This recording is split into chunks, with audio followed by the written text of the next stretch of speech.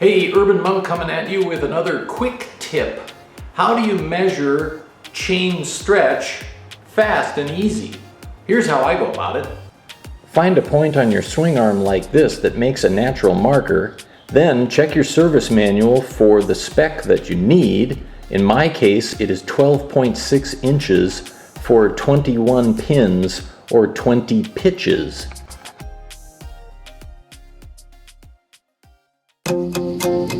If you like motorcycles, custom builds, or just like a good story about a man's 3-year effort to build a tribute to his childhood teacher, get a copy of Creating Mr. Corton.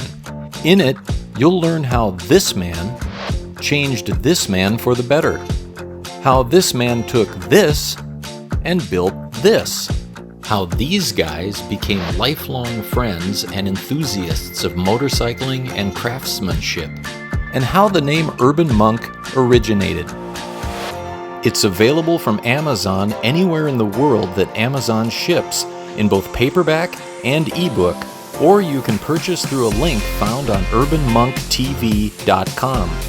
Get your copy of Creating Mr. Corton today.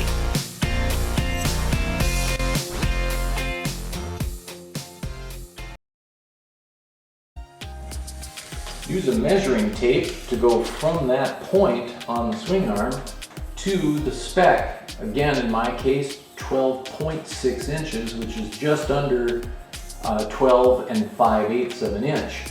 I'm using a yellow grease pen to put a little mark right on the swing arm,